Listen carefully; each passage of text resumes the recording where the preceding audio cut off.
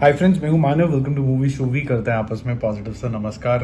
मैंने अभी मूवी देखी जहां से ये थोड़ा स्टाइल कोशंट जिसे कहते हैं, जिसे मासी कहते हैं, जिसे माँ के लिए कुछ कर गुजरने की बात कहते हैं, जहां पर बहुत एंग्रीपन होता है। ये सारी चीज़ें मैंने दोबारा से देखी और मुझे ऐसा लगा कि शायद घातक देखने के बाद और फिर उसके बाद दीवार देखने के बाद ये जो वेटरन एक्टर्स थे ना, इनके अंदर अलग ही बात थी। ये आज के एक्टर्स से ज़्यादा ट्रेंड थे, ये ज़्यादा हैंडसम थे, ये ज़्यादा इंटेंस थे। और सिर्फ एक्टर्स ही नहीं, जो डायरेक्टर्स थे वो इमोशंस ढंग से ट्रिगर करना जानते थे। उनको स्लो मोशन की ज़रूरत नहीं पड़ती थी और उनको ब्लॉक्स की भी ज़रूरत नहीं पड़ती थी कि ये ब्लॉक है, ये फिर ये ब्लॉक है और ये ब्लॉक है, अब ये गाना है। ये एक सीमलेस नरेशन आपको देखने को मिलता था।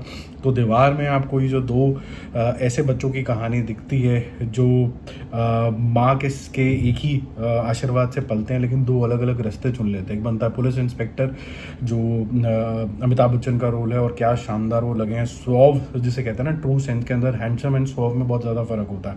हम लोग ये चीज़ें कंफ्यूज हो जाते हैं कि स्वॉव का क्या मतलब होता है। तो जब आप रेस देखते हैं तो और एक सैफ अली खान को देखते हैं तो एक ट्रू स्वॉव आपको दिखता है। तो यहाँ पर आपको दिखता है कि किस तरीके से आज की जनरेशन जो है, चाहे वो रॉकी भाई या यश वगैरह क्यों ना हो, किस तरीके से इमिटेट करने की कोशिश करते हैं अमिताभ बच्चन को। और वो अपने आप में एक एक्टिंग स्कूल है।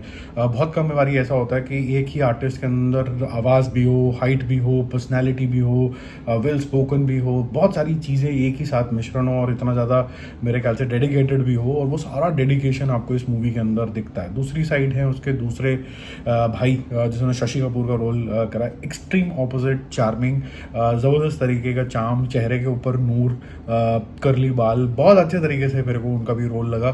और एट द सेम टाइम इतना ज़्यादा कॉन्फिडेंस कि जब आप एक अमिताभ बच्चन के सामने जैसी पर्सनैलिटी के सामने खड़े होते हो, लेकिन अपने डायलॉग्स अब इतने इफेक्टिव तरीके से बोलते हो कि आपको ऐसा लगता है कि हाँ, एक मिनट के लिए अमिताभ बच्चन का कैरेक्टर भी सोच के अंदर आ जाएगा। तो बहुत ही इमोशनल तरीके की मूवी चलती है। आप सब लोगों ने देखी हुई है। मूवी के डिस्क्रिप्शन देने की तो कोई ज़्यादा ज़रूरत है नहीं, बट जब आप ये मूवी देखते हो आप बोलते हो कि उस ज़माने के डायरेक्टर्स, उस ज़माने का स्क्रीन प्ले, वो शानदार तरीके का स्क्रीन प्ले।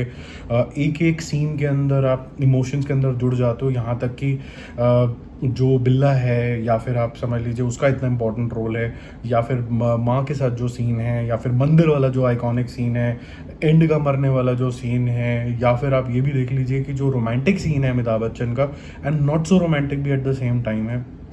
मतलब क्लास अपार्ट है। जितने भी लोग हैं काफ़ी हद तक इनको कॉपी करने की कोशिश करते हैं। बहुत से लोगों ने स्टार्टिंग में बोला कि अमिताभ बच्चन शायद दिलीप कुमार को कॉपी करने की कोशिश करते हैं। दिलीप कुमार एक इंस्टीट्यूट है।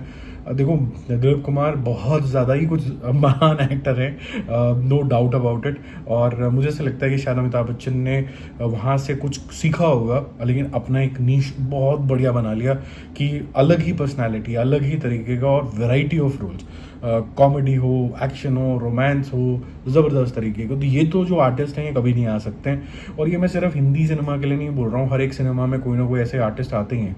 अब रजनीकांत को कौन रिप्लेस कर सकता है यार, मतलब बड़ा डिफिकल्ट हो जाएगा। ठीक है ठीक है, उस तरीके का जो भी अदा बोल लीजिए, अदा ही बोलना ही चाहिए, वो कोई और मुश्किल है लाना इस तरीके का स्क्रीन प्रेजेंस।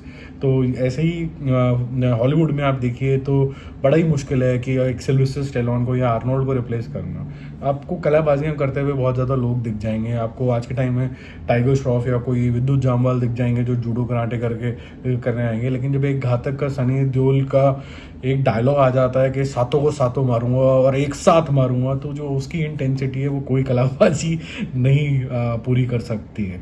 ठीक है, या फिर जज ऑर्डर करता रहेगा और तू पिटता रहेगा, या फिर जाओ पहले उस आदमी का साइन लेके आओ जिसने मेरे हाथ पे ये लिख दिया, और उसके बाद अचानक से मॉड्यूलेशन चेंज, फिर मेरे भाई जिस भी पेपर पे आप हाथ बोलोगे मैं लिख दूंगा। मतलब obviously I am not an actor, but वो जिस तरीके से डिलीवर करते हैं, एक साइड पे इतनी हाई पिच, इतना एंगर, और दूसरी साइड पे एकदम मेलो डाउन हो जाना, because he is a brother. तो क्योंकि अभी मेरे इमोशन ज़्यादा हाई हैं, क्योंकि मैंने अभी इमीडिएट बेसिस पे पिक्चर देखी है, तो आप बिल्कुल इन द ग्रूव होते हो कि एक्टर्स ने कैसा परफॉर्म किया। और जो इनकी माता जी का रोल है वो तो इनकी परमानेंट माता जी ही बन गई थी अमिताभ बच्चन की। तो बहुत ही शानदार तरीके का रोल उनका भी था। तो मुझे बहुत मज़ा आया देखने में। अगर आप देख सकते हो तो OTT के ऊपर ये दोबारा से देखो, I am sure you will enjoy. और ये कुछ ऐसी आइकॉनिक पिक्चर होती है जो आपको बिल्कुल भी बोर नहीं करती हैं, चाहे वो गाने हो, स्क्रीन प्ले हो, डायरेक्शन हो, आर्टिस्ट की परफॉर्मेंसेस तो चार चांद लगाते ही लगाते हैं, और बहुत सारे नई चीज़ जो डायरेक्टर्स हैं इन्हीं को कॉपी करके ही आज की मसाला मूवीज़ बनाना चाहते हैं। बस थोड़ा सा दुख यही है कि मसाला मूवी और ये जो मासी और थोड़ा क्रिंज जो से साइड पर जो ज़्यादा जा रहा है, इसमें लोग फ़र्क भूलते चले जा रहे हैं। तो जो सेंसिबल ऑडियंस है, होपफुली मेरे चैनल पे तो सारे सेंसिबल लोग हैं, अच्छी बातें करते हैं, वो सारे के सारे जो हैं मतलब बहुत अच्छे तरीके के घर परिवार से आते हैं, तो मूवी शूवी उनसे मुझे बहुत प्यार है। वो सब लोगों को इस तरीके की मूवीज़ बहुत ज़्यादा पसंद आती हैं। आज के ज़माने में भी कुछ कुछ ऐसी थोड़ी सी सोफिस्टिकेटेड मूवीज़ बनती हैं, उनको हम इकट्ठे सेलिब्रेट करते रहते हैं। बाकी और भी बहुत सारा कुछ आज माल मसाला आने वाला है, इंक्लूडिंग जाट का ट्रेलर। तो we will revisit the aura of veteran actor Sunny Deol.